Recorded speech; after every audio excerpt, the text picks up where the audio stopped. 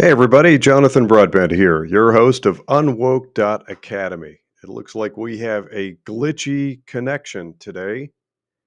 I am going to work on this. If you can hear me, stand by. I'm working on this video issue, and I think I know the culprit here. I'm going to copy this and get rid of it. Stand by. I've got something that was chewing up. It was YouTube. YouTube was eating my memory, hard drive. I saw it working away. I don't know what it was working on. YouTube was working on something there. But it does look like we are currently live and up and running on Substack, Facebook, Twitter, Rumble, and YouTube. So that means you, my friends, if you have questions, there's ample opportunity here during the course of this discussion today, noon Eastern, every Wednesday, for you to ask questions. Make your comments, ask your questions, and I will work to get them answered. I had a video. It was actually pulled up. It was shared with me by an alert reader talking about active and passive strategies for investments. And my plan was to try a little something new and share that video clip with you. It's about an hour long, but trust me, I was not going to share the entire thing with you. But I was going to share about 2 minutes. The speaker and the two people hosting were an interesting dynamic. And since it's not working and I had to just close out of Facebook, it was just sitting there like trying to reload or something. It just ate my my memory and hard drive on my computer, which is surprising because I've got a pretty robust system here. But you know how YouTube is. It's got all the creepy invasive stuff. But don't get me started on that. Um, I will sort of paraphrase what I saw in that video that was sent to me, and then I'm going to lead that into some conversation. If you were at all exposed to the investing world, by the way, also, if you are in Substack, yes, that is live. Feel free to post in the comments on Substack. I will see those also. That's still fairly newish. We have to do those in tandem simultaneously, but that does give us now 5 platforms where we can live stream this discussion and get people talking. We need to be talking a lot more about what we fund and what we want the future to look like. So bear with me a second here. I'm just going to briefly recap where we are, who we are, how we got here, and where we go from here. I started unwoke investing a long time ago to fight back against what I consider to be a far left narrative. It is a political agenda that invaded Wall Street. And yes, I am ex Wall Street myself. Bear with me a second here. This camera is going a little bit wonky, trying to get things properly situated. I've got a system in the works. There we go. Sorry, Substack friends. This camera suddenly, I don't know what it was doing, but I please don't hold it against me. I actually thought early in my career that getting my way onto working for and with Wall Street would be some sort of great, wonderful accomplishment. But lo and behold, it certainly was not. It turned out to be not at all what you would expect. It was not the level of competence and skill, intelligence that any of us would be would hope for. In fact, I found all sorts of things while working on Wall Street that I started to. I don't know that I thought of myself as a whistleblower at the time, but I definitely started to flag some things that I was discovering on Wall Street as inappropriate behavior. And then the more I started to look at it and talk about it, the more red flags went up. And I got into all sorts of conversations. And there was just this strange sort of lethargy from those around me who I thought on my way in were these great, intelligent, competent professionals. And they would just sort of shrug their shoulders. Um, Almost pretty much every one of them. They're like, well, that's just the way that it is. And I get these canned comments like, don't blame the player, blame the game. the game is rigged and stuff like that. And it was just terrible. I'm like, how are we ever going to fix anything if everybody in positions of authority and power just shrug their shoulders? Hold on one second. Getting a sip of water. I have to keep my voice going. I have been talking and doing shows like this, it seems like since I can remember, and I have to keep water and I do hot tea with honey and lemon, keep my voice going. So anyway, um, as I was bringing this up with people around me on Wall Street, just saying, "Hey, look, clearly this isn't right. This is an absolute ridiculous violation of everything that we know." And I get these people that were just like, well, we make a lot of money. That was basically the answer that it kept boiling down to. That led to unwoke investing, where I've been pushing people, really, namely, overwhelmingly, a lot of my focus is on my people, the people that work in finance, to get back to some sanity. And we need to have some of us willing to fight back. And you know me, I like to use analogies. Using the analogy of schools and school boards, many of us have come to the realization that we have government run schools that are not at all, they're preposterously overpriced, and they're not doing at all what we, the public, we, the people, parents, families, and communities should, would, or do hope for. So it boils down to getting the right people on school boards and willing to fight back and advocate for childhood, children, and education in a very similar way in all these environments where we're able to point to things that are corrupted, crooked, broken, or bad. It takes people with the courage and wherewithal to stand up, raise your hand, and say, this isn't right. Let's not do this. Instead, let's go back to what works and truth and reality. That formed UnWoke Investing, which turned into UnWoke.Academy. We've had the great fortune of, now we're a little over 21 million views for this so far. That's spectacular, and never knew to expect that.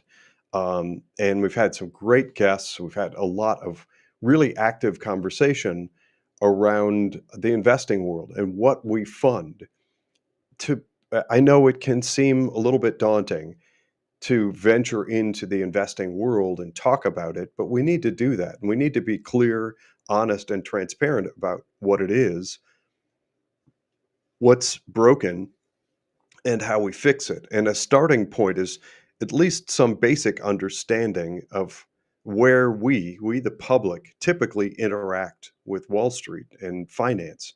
And that is my job, as I view it, is sort of that introductory, bite-sized, understandable, keeping things in lay terms so that we can then go on to further conversation.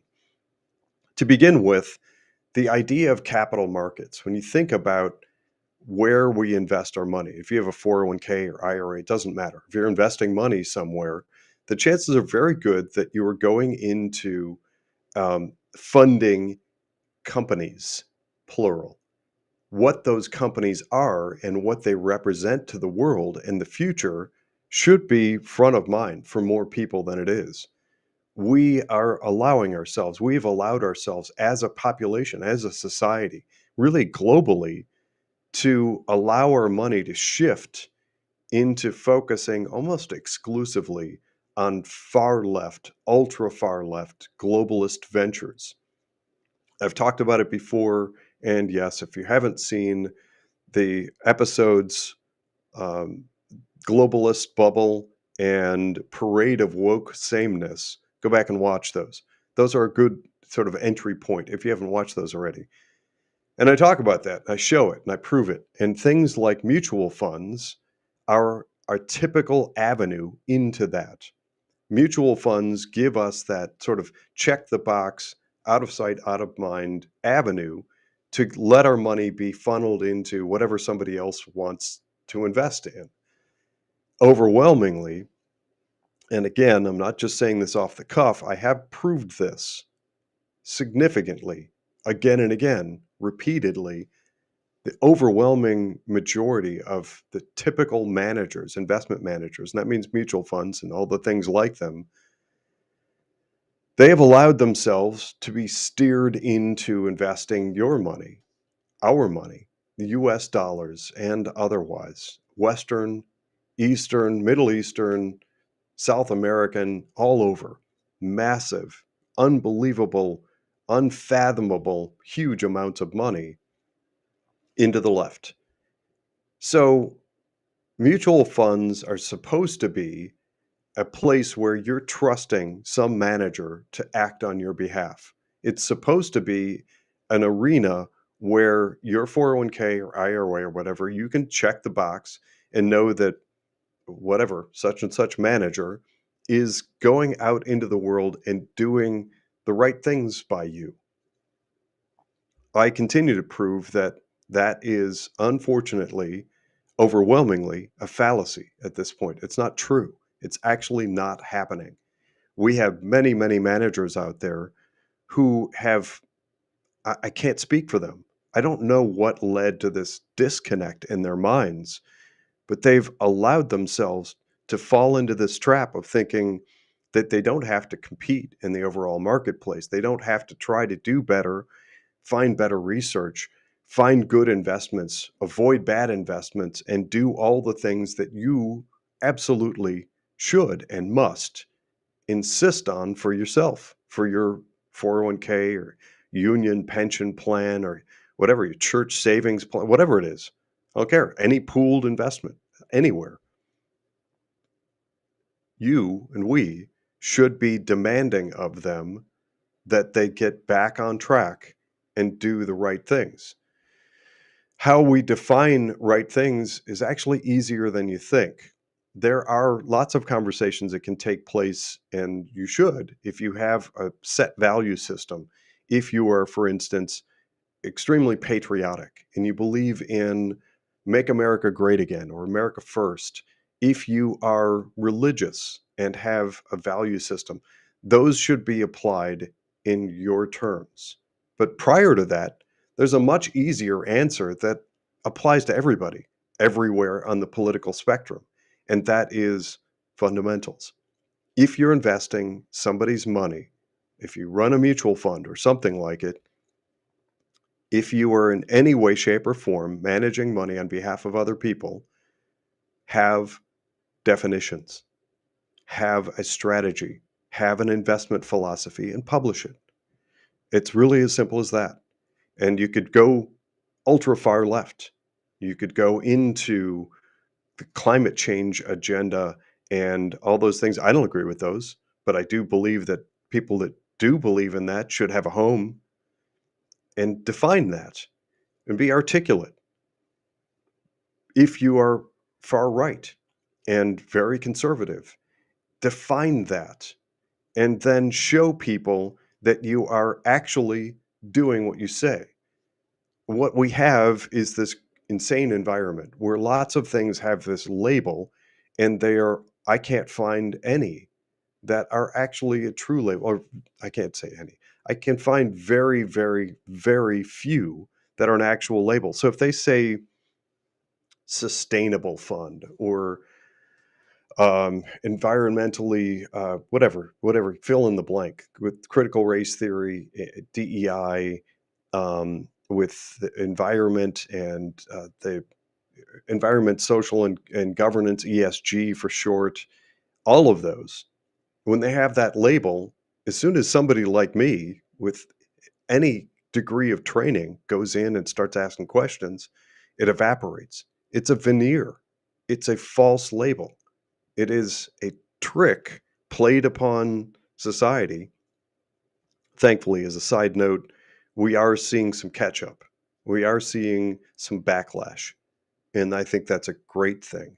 We're seeing, I've mentioned them before, we've got what is it? The New York City Workers Union, American Airlines Pilots Union, I think 21 different state attorneys general, Secretary of State from Indiana, I want to say, and a great handful of others who are now actually taking the time to either sue or write letters admonishing managers, telling them we can't have this anymore.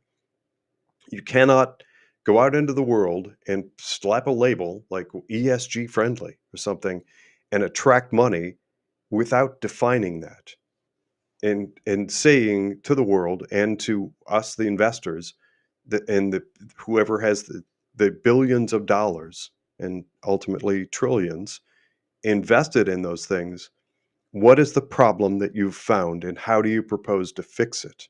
If instead of simply investing based on tried and true investment fundamentals, which is it a good investment or a bad investment from a dollars and cents standpoint? If you're going to replace that with social justice, I think you have to have your fist in the air. Social justice, yeah. If you're going to have your fist in the air and claim social justice, what does it mean? What are you fixing? Because if you don't define it, nobody can ever evaluate whether or not you're doing the thing that you're saying. And what we have are websites and quarterly reports and um, update phone calls and everything that are just fluff and fiction. They're like, yes, we're accomplishing the social justice. We're going forward to proceed with the fixing of the problem and they just throw out a whole bunch of just fluff and rhetoric. And meanwhile, people like me are able to look under the hood and see what those investment pools, things like mutual funds, are invested in, and they're virtually identical. They're all doing the same thing over and over and over and over again, putting giant pools of money, your 401k, under all kinds of different labels into the same or virtually the same very small number of companies that check all those green boxes, the social justice boxes. Well, that's not okay for anybody. My job, literally, for over 2 decades, has been to train the world. I've trained treasurers and state administrators, and I've done tandem conferences with all kinds of people, um, training the world and how to do it the right way. The right way is, and I'm sorry, I got to lift the hood. I'm going to pull back the curtain a little bit here on my world and the way this works. Um, Bear in mind that I work in institutional finance, so my conversation is going to feel a little bit different to you, probably, than a typical wealth manager. People who work on the other side of the aisle from me in wealth management, that's like financial planners and um, uh, personal. They work with individuals and families. I've a lot of great contacts and friends there. Um, in my world, I am constantly on the lookout for the best interests of managing money on behalf of other people. So let me put that in a little clearer terms. If you have, let's say you've got $10 million, hoorah, poof! Congratulations for today's conversation. I'm gifting you an imaginary $10 million. If you have $10 million, you can do anything with it you want. You're an individual. You are on behalf of your family or personally, you could go out there and I don't know, you could invest it in um, exploratory migrating tree frogs or who knows, whatever. Coins. There are people that have invested in like extreme coin. By the way, none of this is investment advice. I'm not advising to invest in any of these things. But with your $10 million, um, your imaginary $10 million that I just gifted you, you could do anything you want with it. If, however, you are the trustee of your township or your church or some sort of a club or something, you have to act very differently. You cannot just sort of throw a dart or decide to invest in whatever whim you have. You have to have reasoning and it has to be justifiable because there's a group of people that will show up or should periodically to say, explain to us why you made these decisions that you did. That's my world. That's where I've worked for decades, is helping to get people set for that conversation, to encourage and train them on how to use actual fundamental philosophy and develop one. Um, for anybody who's a little bit nerdy like me, that's typically called an investment policy statement, or IPS for short. Developing, managing, and monitoring IPS is critical. When you get away from any individual or family, who again, you can do whatever you want on your own behalf, you can take guesses, you could throw a dart, doesn't matter. There's nobody to sue you, there's nobody to hold your feet to the fire. But as soon as you venture into the realm of you managing money on behalf of somebody else, there are very strict requirements, and you have to button that up with a process. We don't have that. It's overwhelmingly evaporated. And my trust in the traditional Wall Street is shaken. I admit it. It started to be shaken when I was working on Wall Street over a decade ago. What was that, 15? When did I leave? 16 years ago. I left Wall Street 16 years ago. Hard to believe it's been that long. But I started to see that those processes were crumbling, and they were sort of eroding back then. And not enough people were willing to step forward and throw the brakes on and ask more questions. So we've ended up in a place where bad people doing bad things felt like they could get away with it, and they did more bad things, and it got worse. And now we have this video that showed up. And again, I don't know if I reopen it. Facebook was acting a little bit wonky. It looks like we have more people joining us. Welcome. By the way, if you have any questions, if any part of this is unclear, you have a question, be more than happy to hear from you. Just post it in the comments. I'll try my best to incorporate that into the discussion. If you can't or don't want to, feel free to send an email to info@unwoke.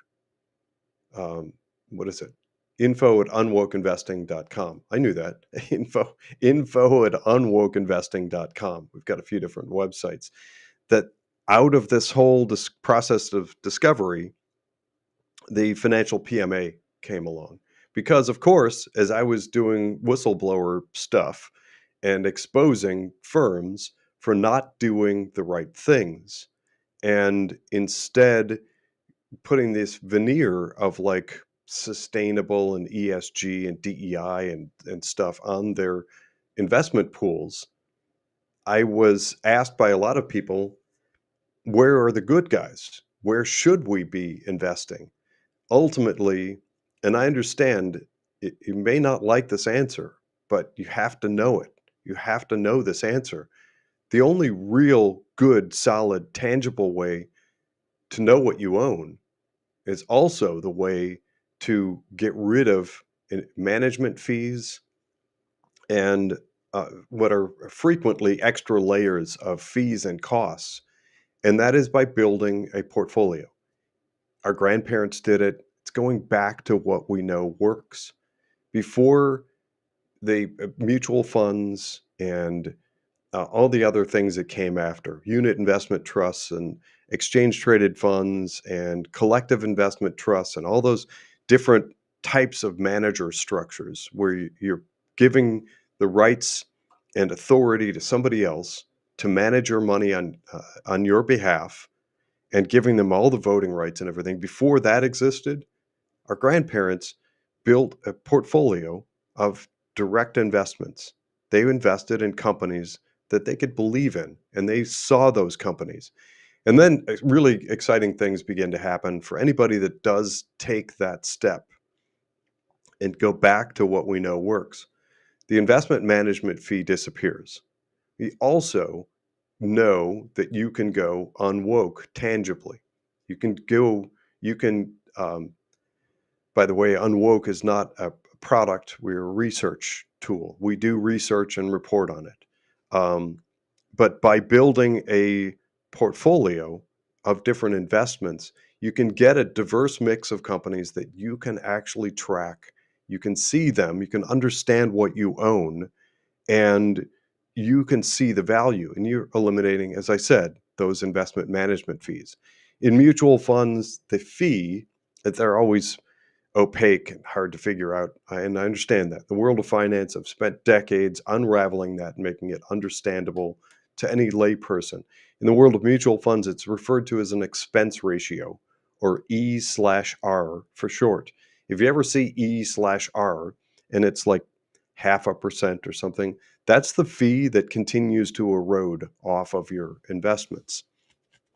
So there's another dynamic, and that's the video that was shared with me by an alert reader from YouTube that talks about the growth, not just into, or not growth, but the, what do I want to say, regression, and the migration out of having a portfolio that we know and can understand into things like mutual funds. There was a next step, which was going into what are called passive mutual funds. And we've been conned and duped into this ridiculous philosophy, this ridiculous notion that things like the S&P 500 are somehow by themselves the market.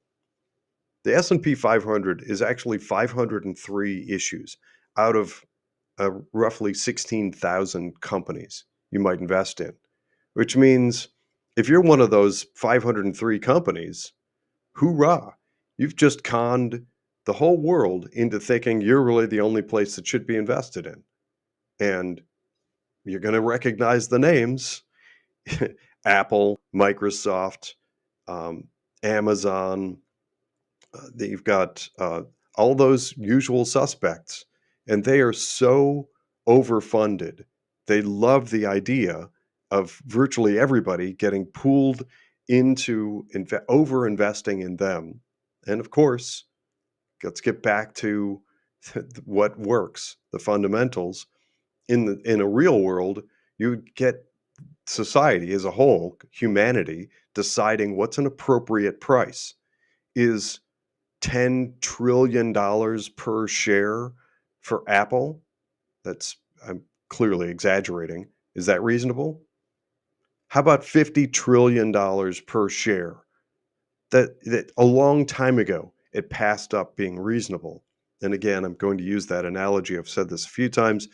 There was an economist I was listening to in a webinar about a couple of months ago, who made the comment that if we believe, and I'm just picking on Apple for a moment, but most of them are the same. They're overfunded. He said in this webcast, if you believe in the current stock price of Apple, then you believe that we will all live in Apple homes, drive Apple vehicles, stream Apple services, and wear Apple devices. It's not going to happen. It's ridiculous. It's egregiously overvalued. So as people got into mutual funds and said, okay, sure, hey, fund manager, you invest my money for me, vote however you think is appropriate, and I'm just going to go over here and pay attention to my life, and you go ahead with it. That gave free rein for decades for trillions and trillions of dollars to get invested further and further left, and nobody ever balked. Hardly anybody ever pushed back and said, why are you investing in things that some of them are clearly, absolutely, blatantly anti-American and work directly against American interests, which means your interests? Nobody fought back. Hardly anybody. Well, now we're in an environment where the con is it's got to be.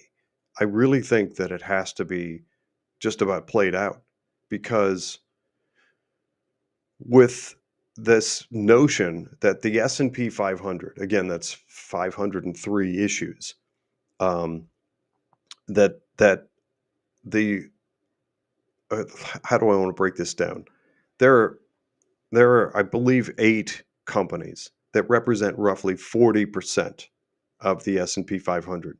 Those 8 companies, and again, Apple, Microsoft, and that cabal, if we as a society think that that's the only place our money should go, is to continue to drive up ridiculous, astronomical overvaluation of those companies, then We've set ourselves up for significant harm when those drop and reality sets in, and they have to come back down again to wherever's reasonable. But at the same time, as I've said before, we have turned a blind eye to the other, whatever it is, about 16,000. I think actually from a previous show, I came up with some notes. Here they are. I've got them. I put all my notes here on my desk for this show. We've got, let's see, New York Stock Exchange, about 8,000 issues, NASDAQ, 3,890 issues, Chicago Board of Options Exchange, 3,900. So you get 11,890. Let's just round up and just call it. And there are other exchanges, other places where stocks and issues are bought and sold, but let's just call it 15,000. So if you believe that your money should be funneled into the S&P 500 or something that tries to duplicate it, why are we agreeing that the other 14,500 companies out there don't deserve any money? It's called capital markets for a reason. Let's capitalize those companies, because if we capitalize those companies, and again, this is an appeal to the whole political spectrum. If you are at all a fan of middle America, small business enterprise, freedom, economy, whatever, any of those things and all of it, why aren't we, at least some amount of our money, fighting our way past that narrative that the S&P 500 is the market and getting some of our money to those businesses that need it most?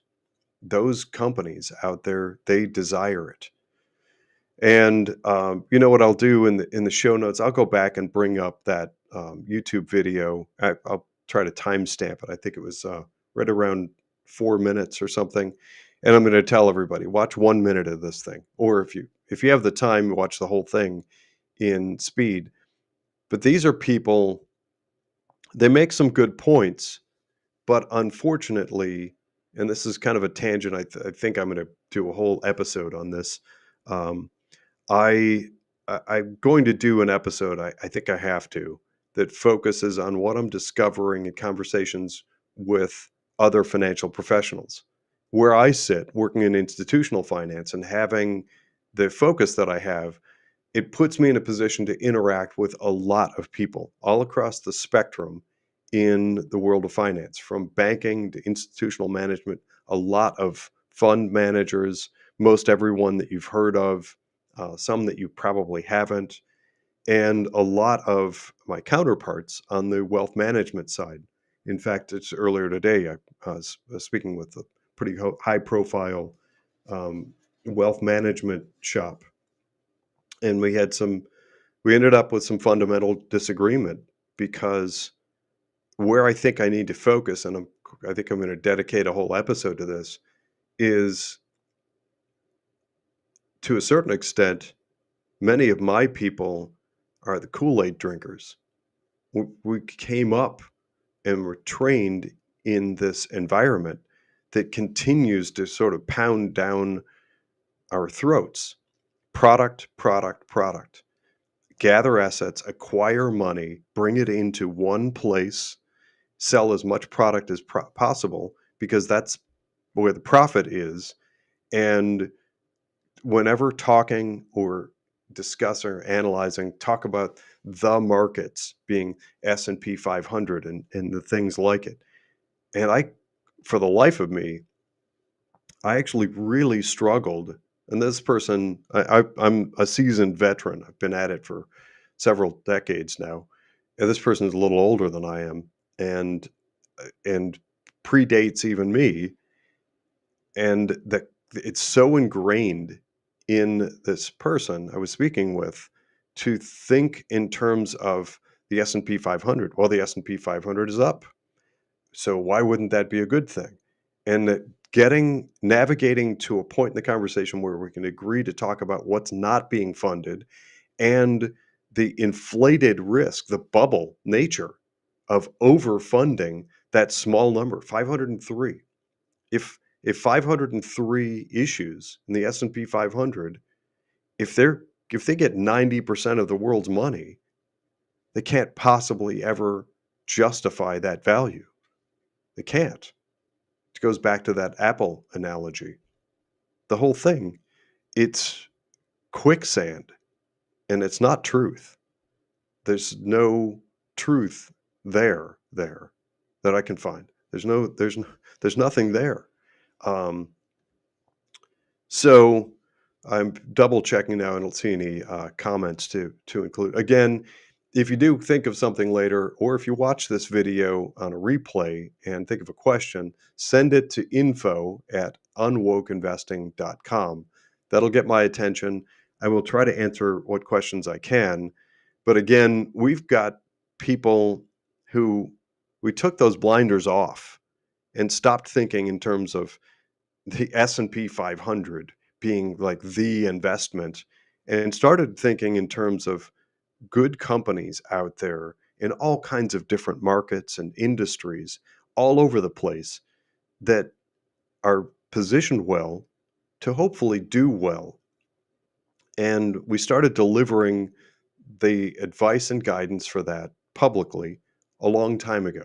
All kinds of different companies, and I've had them up on charts. You can read behind me what we're looking at, what we like, why, the reasoning, the methodology, everything we make public, and everything that we do to research. I make the research. I record it using publicly available resources like Morningstar.com. That's a good website. I think you should check it out and be aware of it. I do all this in the hopes that more people work together to defund the woke, because you should know where you donate, invest, and spend your money. We call it dis the left, dis the globalist. Know where you donate, invest, and spend your money.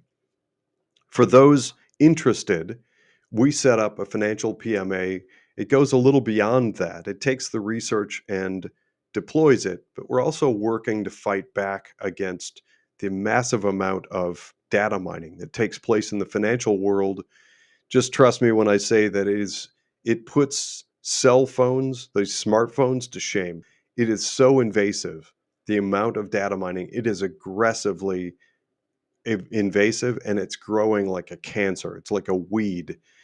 We are working very hard within the financial PMA to carve out and create for ourselves some semblance of privacy, some direct ownership, and answer the hard questions like who actually owns the assets, and are you a beneficial owner? If you're following the David Allen Webb books, that will make sense to you. Those are the things we're doing inside the financial PMA.